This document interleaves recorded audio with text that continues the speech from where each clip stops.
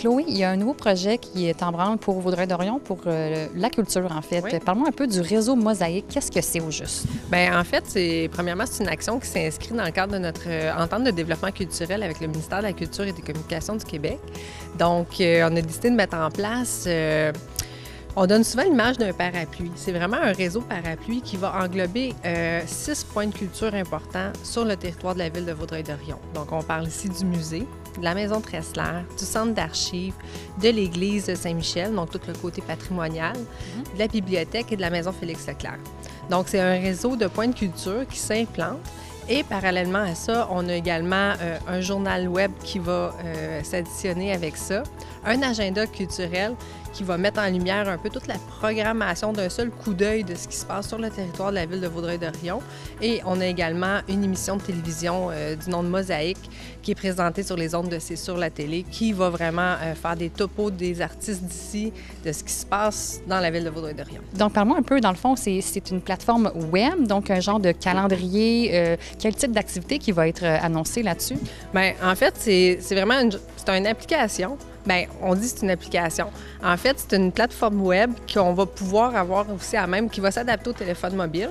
Et quand on va cliquer sur le réseau Mosaïque, on va pouvoir retrouver, premièrement, l'agenda qui va regrouper l'ensemble des programmations. C'est que ça aussi, c'est intéressant parce qu'on a parlé de notre point de culture, mais on va également retrouver la programmation culturelle des autres organismes culturels de notre territoire, comme par exemple les fermières, s'ils ont des vernissages, s'ils font des ateliers, des conférences. La même chose, s'il y a des spectacles au niveau de différents chœurs, de chorales, on va les retrouver là. Donc, ça va vraiment nous donner là, le topo de ce qui se passe là, en un clin d'œil sur le territoire. Puis, on va avoir aussi une partie carte où est-ce qu'on va pouvoir situer physiquement nos points de culture. Parle-moi un peu du blog. Qu'est-ce qu'il va y avoir comme contenu? Ça ressemble à quoi au juste? C'est vraiment un journal, en fait, un magazine culturel, si je peux dire, qui va être alimenté par des citoyens, des bénévoles qui vont écrire. Donc, nous, on va avoir un rédacteur en chef, c'est Patrick Richard, qui va vraiment donner le ton. Et lui, il va former ces bénévoles-là qui veulent bien écrire au nom de la culture, donc aider à structurer le contenu, tout ça. Et c'est ces textes-là qu'on va retrouver également dans la zone journal culturel dans le fond de la plateforme web. Et également, on va retrouver des capsules vidéo de différents événements puis certaines actualités également culturelles. Donc, les textes, est-ce qu'il va y avoir des sujets prédéfinis? Ça va fonctionner comment? Est-ce que c'est pour expliquer quelles sont les activités, les organismes culturels? Oui, c'est sûr.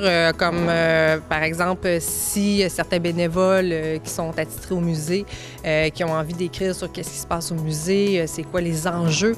On ne va pas juste être dans l'actualité de ce qui se passe nécessairement en ce moment au musée, mais aussi des enjeux qui peuvent vivre au niveau de la culture, au niveau de la société, dans leur travail éminent également. Donc, on va essayer de couvrir différentes sphères. Super. Donc, il va y avoir quand même une belle liberté. Puis, pour les auteurs, est-ce qu'il y a un taux de participation ouvert à tous? Vous avez déjà une certaine banque d'auteurs? Bien, on est en train de travailler ça avec chaque point de culture de façon respective. Donc, ils sont en train de créer eux-mêmes leur réseau de bénévoles qui vont pouvoir écrire. Et éventuellement, c'est sûr qu'on va mettre en place un mécanisme pour inviter certains citoyens qui auraient envie d'écrire sur la culture à venir alimenter le réseau Mosaïque. Donc, Louis, est-ce que tu peux me rappeler d'où est venue cette idée-là, en fait, de partir ce programme-là? Oui, c'était une très longue démarche. En fait, ça fait déjà 1 an et demi qu'on travaille sur ce projet-là. Donc, la volonté de départ, c'était vraiment de... En fait, on a créé des plateaux de travail dans le cadre de l'Agenda 21 de la culture parce qu'il y a eu beaucoup de réflexions sur différents sujets et entre autres, un des besoins qui est ressorti, qui a été entendu de nos citoyens puis de nos acteurs culturels, c'était vraiment le besoin d'outils, d'avoir un média, d'avoir un outil qui permet la diffusion et aussi un agenda commun pour que tout le monde travaille finalement ensemble, qu'on enlève les silos qui se créent de façon malheureuse là, entre les différentes activités et tout ça.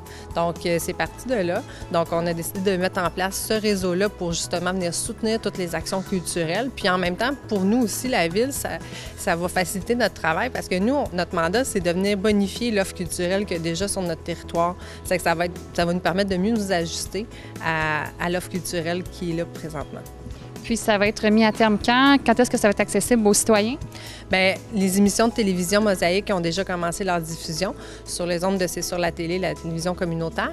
Et tout le réseau va prendre vraiment son envol en janvier 2019.